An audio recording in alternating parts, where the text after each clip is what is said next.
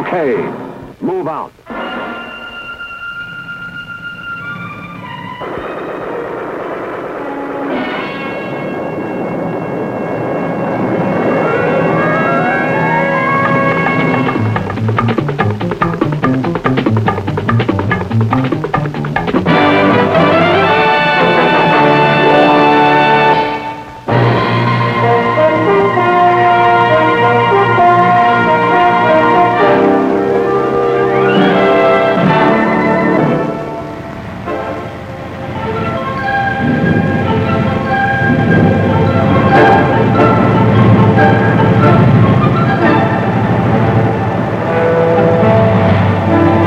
The ultimate test of weapons, vehicles, and equipment is their performance in combat.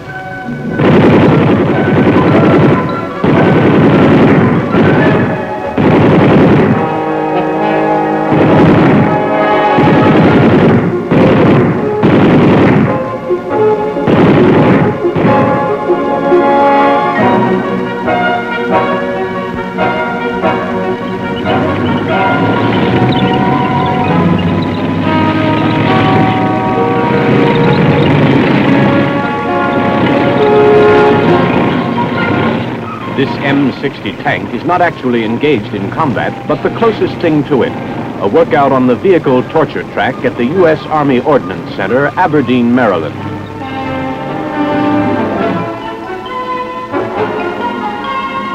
The driver of the tank is a civilian, one of the many thousands of civilians who are backing up the Army's combat units around the world. This film is about them and the many ways in which they contribute to our nation's security.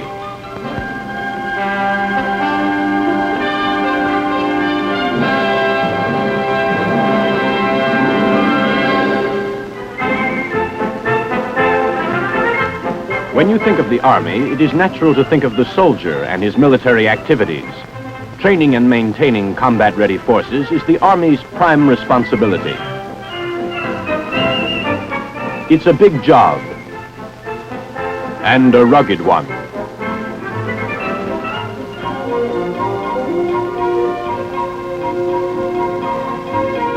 These men must learn a variety of disciplines and skills. Some of which require extensive schooling. While they learn, these soldiers must be clothed and fed, housed, equipped, transported, supplied with recreational equipment, given medical care, and financially provided for by a finance system that disburses the world's largest military budget. Looking after the soldier is a big job, too, and this is where civilian employees of the Army play their vital supporting role. This editor, for example, learned his profession by working for a large publisher of scientific textbooks. Now he helps to produce training literature for the Army, using the same skills and solving the same kind of learning problems. The almost endless variety of skills called for by the Army is even greater than those needed in the most complex civilian enterprise, mechanical skills, office skills that require the mastery of intricate recording and data processing equipment, service skills. The list is as wide as the range of human endeavor. Using civilians to perform essential but non-combat tasks enables the Army to release more soldiers for combat duty. Even the training role can be performed by qualified civilians. Besides, today's technological Army requires a huge variety of highly trained scientific, engineering, and technical specialists. Only among civilians can they be found in the numbers, skills, and experience the Army needs.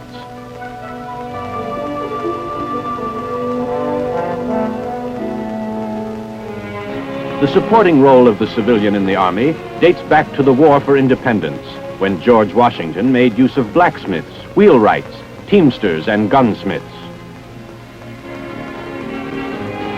When the Louisiana Purchase more than doubled the area of the United States, the Army was ordered to explore and chart the vast region.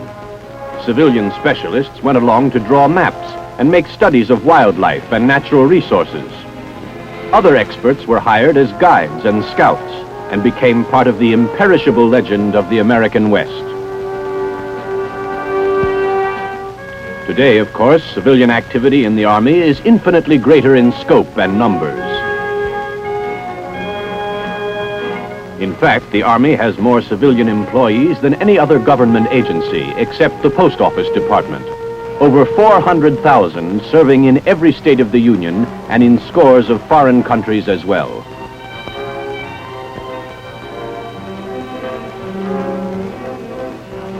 Some of these activities are of critical importance to combat operations, such as studying and forecasting climate and weather.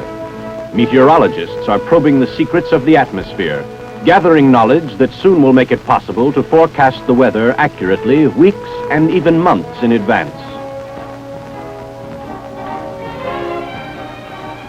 Other activities lack the glamour of being combat connected, but are highly important in their own right, such as educating the dependents of Army personnel.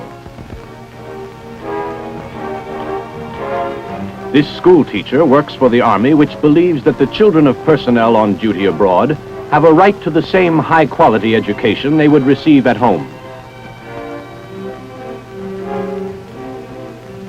To ensure this, it operates the 7th largest school system in the world, staffed largely with civilians. Similarly, Army hospitals employ civilian nurses and aides who work alongside their commissioned counterparts.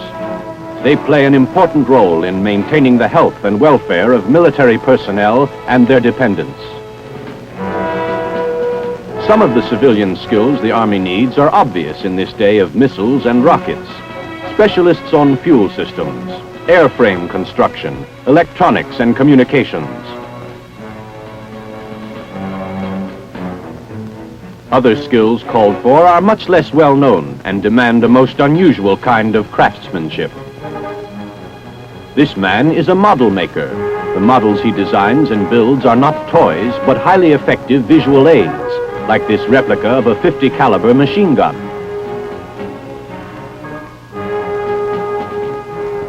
It is a working model, made oversize and assembled in a transparent housing for better visibility. It enables the student to see the action of the firing mechanism.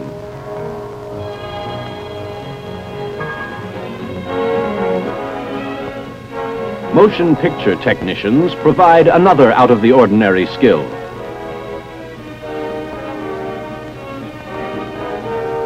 Their subject matter is less glamorous than Hollywood's extravaganzas, but each year these people successfully instruct more individuals in a greater number of subjects than any other filmmakers in the world.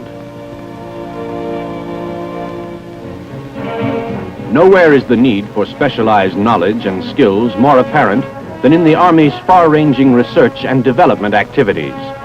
They include human resources as well as weapons and equipment.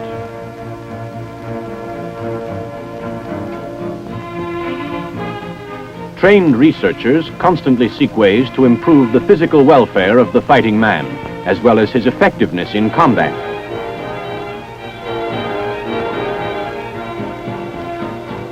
These food technologists, for example, are looking for ways to make Army rations more appetizing, nutritious, and easier to prepare in the field as well as on post.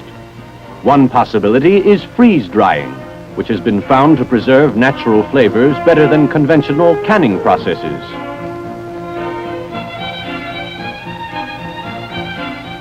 Like many products of Army research, these new processes may eventually be adapted for use by the general public. Another food preservation method that holds promise is that of nuclear radiation.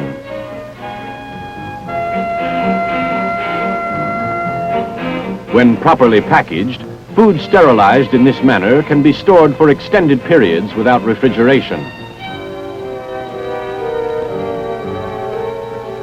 Meanwhile, Other food scientists are well advanced in solving the unprecedented problems of food requirements during prolonged space flights. Scientists had to study the effect of weightlessness on the human digestive system and whether the high-stress environment of outer space imposed special nutritional needs. Since zero gravity hampers the ordinary mechanics of eating, concentrated foods were devised in the laboratory for easy consumption by astronauts.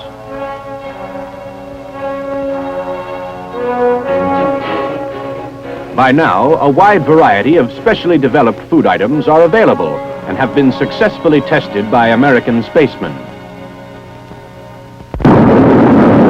As man journeys deeper and deeper into space on trips that will eventually last months or even years, the problem of adequate food supply will become increasingly critical.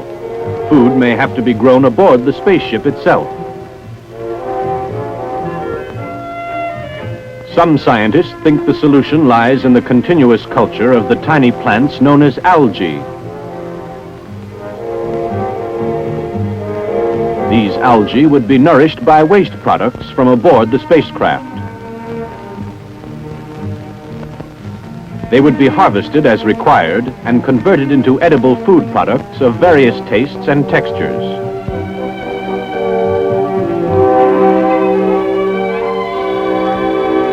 While some experts speculate about the future, others are called on to solve problems right away.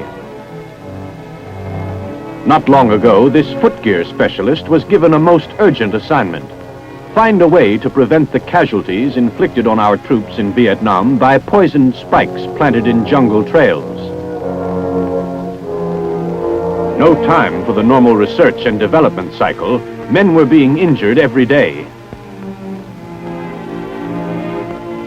The interim solution, developed on a crash basis, was as simple as it was effective.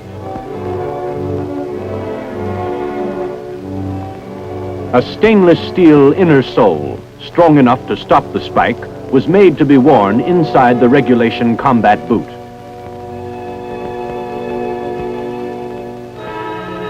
Rushed to combat units in Vietnam, the new inner sole worked so well that the spike ceased to be a major cause of casualties. One vital test of both climate and clothing is equipment.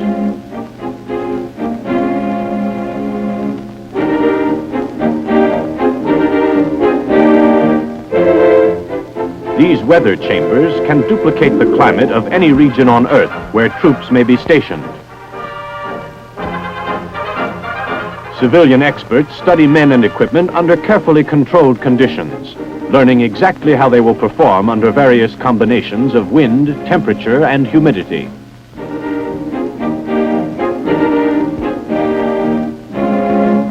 The information by which any weather conditions can be artificially reproduced comes from massive studies by another category of specialists.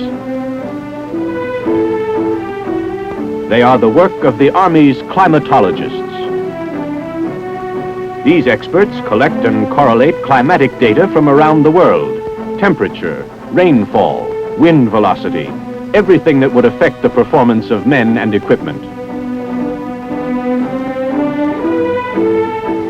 The results are published in the form of climatic maps, which show the conditions that are normal for the 4 seasons of the year.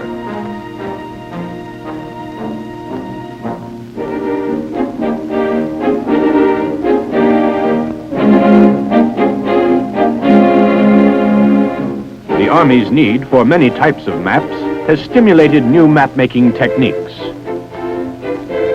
In this particular case, the technician is creating a map that can be viewed stereoptically.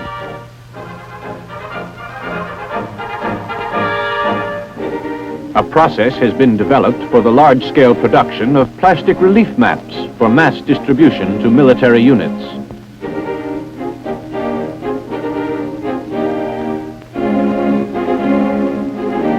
These maps show the face of the Earth in 3 dimensions, together with all the topographical details found in conventional maps.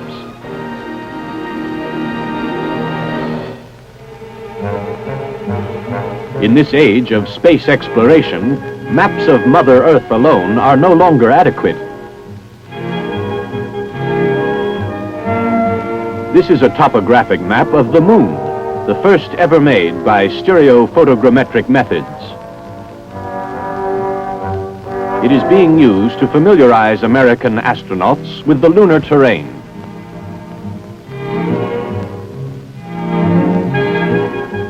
When they reach the moon at long last, these small-scale three-dimensional maps will provide the astronauts with an accurate guide to their utterly strange surroundings.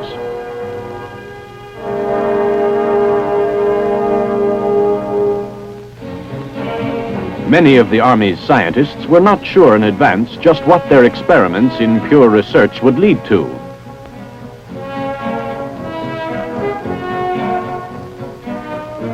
The researchers who discovered that streams of fluid could be used to control other streams of fluid did not have any particular objective in mind. They sought simply to widen mankind's knowledge of fluid dynamics and the effects of fluid interaction.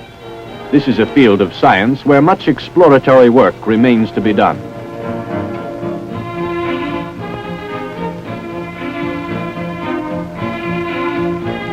This knowledge has already led to practical engineering applications of great usefulness. It has been found that fluid control devices can be operated under conditions where no other control mechanism could perform. Their lack of moving parts eliminates mechanical friction and makes them unusually reliable and trouble-free. For example, this heart pump has run steadily for over 2.5 years without failure.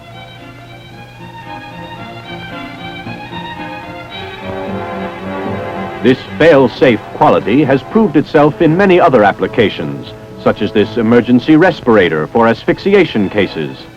Here, reliability of performance is quite literally a matter of life or death.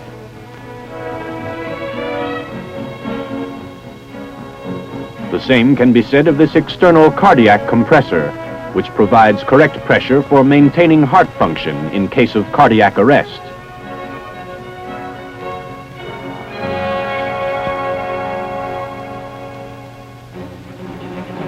Examples of military research projects that resulted in important civilian applications are practically endless in number. The scientists who developed miniature light bulbs like this one did so for military purposes. They will have many civilian uses as well, particularly in medical instruments. And there are many Army firsts in electronics. For example, the world's first printed electronic circuits. From these, the Army developed a profusion of new designs to meet the sophisticated needs of modern electronic warfare. And let's not forget the aerosol spray can. This minor marvel came into being because the Army needed a more efficient way to dispense insecticide. Now it's used to dispense just about everything under the sun. Many new weapons systems are the result of teamwork between civilians and military experts. This lightweight grenade launcher, which has proved its worth in Vietnam, didn't just happen. It arrived on the battlefield in usable form only after years of designing, developing, and testing. It needed a wide spectrum of civilian specialists, draftsmen, engineers, cost analysts, quality control experts, production managers, technicians, scientists, mechanics, each contributing his indispensable skill or talent to produce a powerful new type of armament. No weapons system is ever truly finished. Other civilian experts are constantly modifying and improving them, testing for greater efficiency and new ways of reducing maintenance and repair.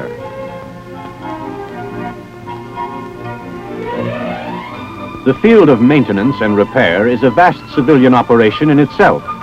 It calls for a virtual army of mechanics and technicians to serve the needs of the prodigious variety of Army weapons, tanks, communications and electronic equipment. Here, ultrasonic cleaning methods are used to remove microscopic dirt. Helicopters, Every mechanical, metallurgical, and metalworking skill in the civilian world is called on by the Army, which demands the highest standards of craftsmanship and precision. Civilians are also heavily involved in the operation of supply depots. These facilities store and ship the hundreds of thousands of different items the Army keeps on hand for its needs. Today, most supply requirements are determined by automation. Requests are received over this teletype network. The stock order is reproduced on punched cards. These go to a data processing center where a 2-year record of every supply item is kept. The cards are fed into computers, which select the supply depot to ship from, readjust the amount of inventory, and calculate when reorders are needed. The movement of supplies within depots is thoroughly mechanized. Whether by use of the familiar conveyor belt or via these latest type self-guiding automatic trains. The civilian again has a hand in shipping this material by way of railroad, airplane, steamship, and truck to using units in the United States and overseas, especially Vietnam. American civilians play a prominent supervisory role in maintaining the endless flow of supplies to South Vietnam and the rest of Southeast Asia.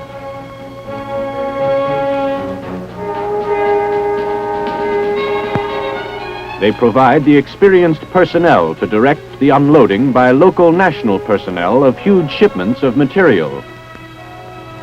They predominate in the construction and installation of new facilities in support of the war effort in South Vietnam. They serve as foremen and technical experts to supervise workforces composed of South Vietnamese. They are also mainly responsible for the building of many new pier facilities, discharging a wide variety of skilled and often hazardous jobs. Their know-how is indispensable for speeding up the unloading of the vast fleet of transport ships that carry supplies from America.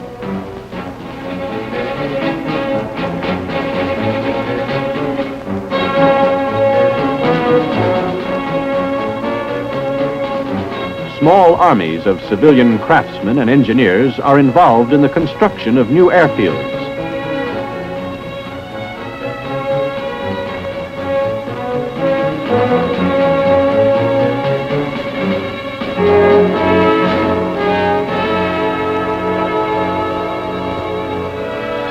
Also in the installation of the latest type of radar equipment to protect our forces against the possibility of a surprise aerial attack.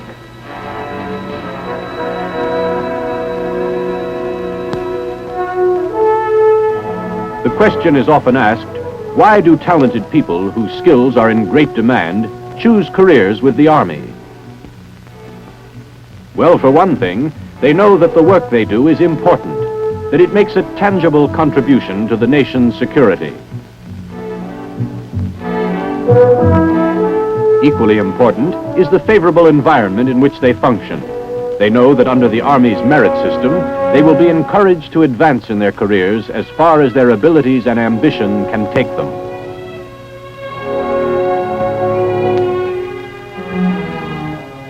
On-the-job training programs provide an opportunity to learn new skills which are less easily come by outside. Skills which offer young people an opportunity to earn a good livelihood while doing satisfying work.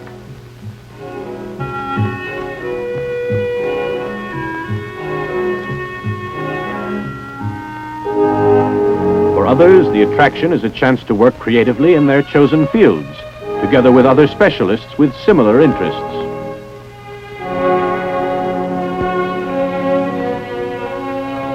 But most of them work for the Army simply because it is a good employer, fair, considerate, genuinely interested in their problems and welfare.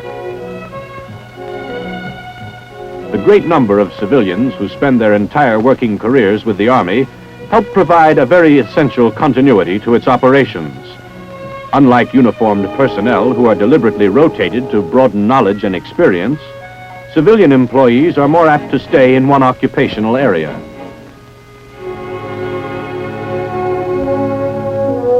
However, as the employee progresses, he is offered many opportunities for study, personal advancement, and worldwide travel. This provides the Army with a ready source of both technical and executive talent. Nowhere is this unique contribution of the Army's civilians better expressed than in the words of the President of the United States in a ceremony honoring 5 outstanding civil service employees. Ladies and gentlemen, we have come here this morning to honor 5 distinguished career employees of the federal government for their most unusual and outstanding service to this country. They are all men that are rich in experience. They are also innovators. In their separate fields, each of them has displayed that initiative and imagination which mark the creative man in every profession. So it is our very good fortune as a nation that they do not stand alone even when they stand out. They have been helped and supported along their separate paths by what I believe to be a first-rate civil service in this country. In our day, tired answers to old problems will just not do. The problems we have are so complex, and often even the most inspired solution will prove barely adequate. So this places a very special and great responsibility on the civil servant in this country. Today, I look to the Federal Career Service to produce for this government men and women of broad vision with new answers, with good ideas. And we ask them to consider not merely their own department, not only the federal government, but the future of this land. Men and women of broad vision, with new answers and good ideas.